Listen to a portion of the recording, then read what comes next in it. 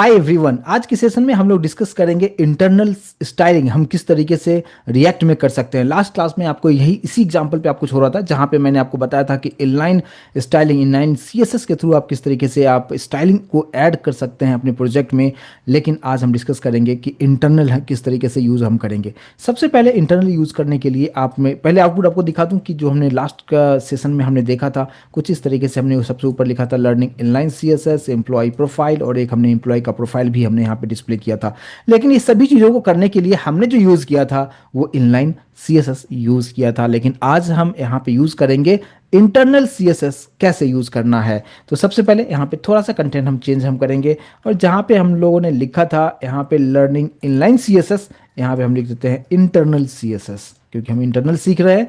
तो इंटरनल सीखने के लिए आपको क्या सब चीज़ों को करना होगा पहले उसको आप देख लीजिए। सबसे पहले आपको क्या करना है कि जहाँ पे आपने रिटर्न कीवर्ड के नीचे ये सारा चीज़ आपने लिखा था इसके ऊपर आना है, और यहाँ पे एक कांस्टेंट आप वेरिएबल आप डिक्लेयर करेंगे।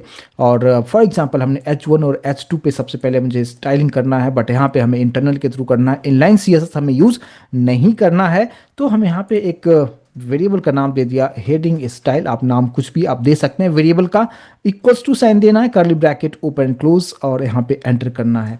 अगर आप यहाँ पे कर्ली ब्रैकेट ओपन क्लोज कर दिया है, अब आप यहाँ पे क्या कीजिए कि हमने H1 वाला जो सेक्शन में ये सब जो लिखा था कलर रेड टेक्स्ट अलाइन ये सब कुछ यहाँ से लेके येलो तक, इसको मैं यहाँ से कट कर लेता हूँ और कट करके हम यहाँ पे पेस्ट कर देंगे।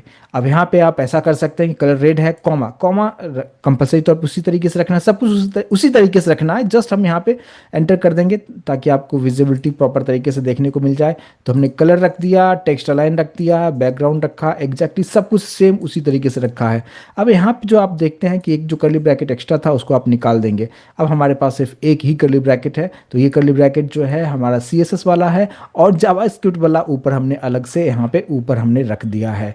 तो अब आपको करना क्या है कि यहाँ पे लाइन नंबर 10 पे जहाँ पे स्टाइल इक्वल्स टू हम लोग यहाँ पे इनलाइन सीएसएस का स्टाइलिंग किया करते थे, इस सारा काम हमने ऊपर कर दिया, उसको एक वेरिएबल में स्टोर कर दिया है। बस इसी वेरिएबल को कॉपी कर लीजिए और बस यहाँ पे चिपका दीजिए, बस हो गया, काम कंप्लीट हो चुका है। और अभी अगर आप आउटपुट यहाँ पे देखेंगे तो आप देख सकते हैं ऊपर आपको यहाँ पे देखने को मिलेगा लर्निंग इंटरनल सीएसएस प्रॉपर तरीके से आपको प्रिंट करके आपको दिखाता है।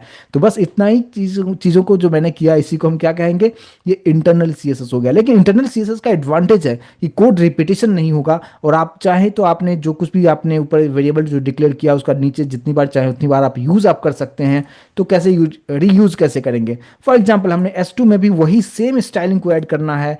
आप ये पूरा कहानी को यहाँ से निकाल दीजिए और जस्ट हमारे पास जो वेरिएबल का जो नाम है हेडिंग स्टाइल, इसी को आप यहाँ पे आप पेस्ट कर दीजिए और बस हो गया। आउटपुट अगर आप देखेंगे तो यहाँ पे भी यही चीज़ें आ चुका है। अगर आप चाहते हैं कि इसमें थोड़ा सा बैकग्राउंड कलर को हम चेंज करना चाहें तो आप ऑब्वियसली बात है कर सकते हैं। तो मैं यहाँ पे येलो की जगह पे ब्लैक यूज़ कर देता हूँ और यहाँ पे सेव करते हैं। आप देखते हैं दोनों में ही ब्लैक हो चुका है और प्रॉपर तरीके से ये काम कर रहा है। सेम उसी तरीके से अगर आपसे अब ये कहा जाए कि यहाँ पे जो हमने ये जो प्रोफाइल हमने एक रखा है एक एम्प्लॉय का, इसको भी मुझे काम करना है इंटरनल के थ्रू, तो कैसे करेंगे अब आप समझ चुके होंगे क्या सब चीज़ें करना होगा। आप बता सकते हैं क्या, देखिए यहाँ पे जैसे हमने एक डिव लिखा हुआ है। अब ये डिव का जो भी चीज़ें मैंने यहाँ पे किया है ना, ये कर्ली ब्रैकेट जो अंदर वाला जो कर्ली ब्रैकेट है यहाँ से यहाँ तक इसको हम कट कर देंगे, और ये जो डिव वाला जो स्टाइलिंग है यहाँ पे नीचे आएंगे और यहाँ पे एक कांस्टेंट बना देंगे। और मैंने बोल दिया कि डिव स्टाइल, ये जस्ट वेरिएबल का नाम है, कुछ भी नाम दे सकते हैं बट मीनिंगफुल नाम दीजिएगा। और इसको आप पेस्ट कर दीजिए यहाँ पे, और एक कर्ली ब्रैकेट ज़्यादा होगा क्योंकि कर्ली ब्रैकेट हमने ऑलरेडी ऊपर पहले दे दिया था। तो यहाँ पे इस तरीके से हटा देंगे, और यहाँ पे दो प्रॉपर्टीज हमने रखा है, बॉर्डर रखा है और विड्थ रखा हुआ है, इसको आप सेव कर देंगे। अब आप बताइए कि डिव स्टाइल, अब जो यहाँ पे हमें जो लिखना होगा ये क्या लिखेंगे, यहाँ पे लाइन नंबर 17 पे आपको जस्ट यहाँ पे मेंशन कर देना है क्या, डिव स्टाइल। बस हो गया, सारा काम प्रॉपर तरीके से कर लेगा। सेम उसी तरीके से आप इमेज में भी करना चाहेंगे, बट मैं इमेज के लिए अभी फिलहाल मैं ये बोलूँगा कि देखिए यहाँ पे हमें सिर्फ एक ही एट्रीब्यूट और प्रॉपर्टीज़ को ऐड करना था, तो आप अलग से यहाँ पे बनाने की कोई ज़रूरत है नहीं।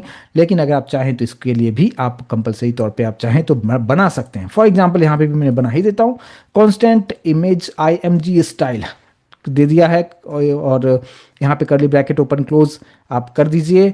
और इमेज वाला जो पार्ट सेक्शन है, ये वाला जो अंदर का जो विड्थ हमने जो रखा हुआ है, सिर्फ इसको हम यहाँ से कट करके और कट करके हम लोग यहाँ पे रख देंगे। बस हो गया, इस तरीके से आप यहाँ पे कर देंगे। और यहाँ से अब आपको क्या लिखना होगा, इमेज स्टाइल जो है इसी को कॉपी कर लीजिए और यहाँ पे अंदर वाला जो कर्ली ब्रैकेट है उसको आप निकाल दीजिएगा और यहाँ पे इसको आप पेस्ट कर दीजिए।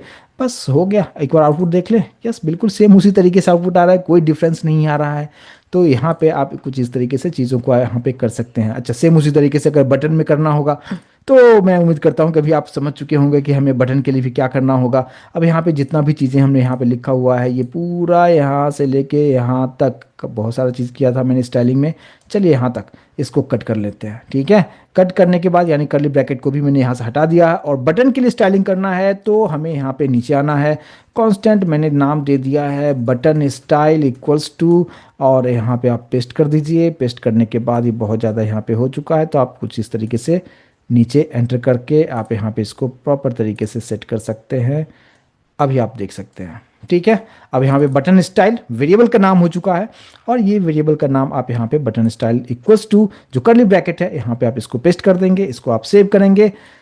आउटपुट एग्जैक्टली सेम उसी तरीके से आपको देखने को मिलता है। अगर फॉर एग्जांपल अगर मुझे फिर से एक बटन बनाना होगा तो क्या मुझे फिर से वो सारा कोडिंग करना होगा? क्या नहीं करना होगा।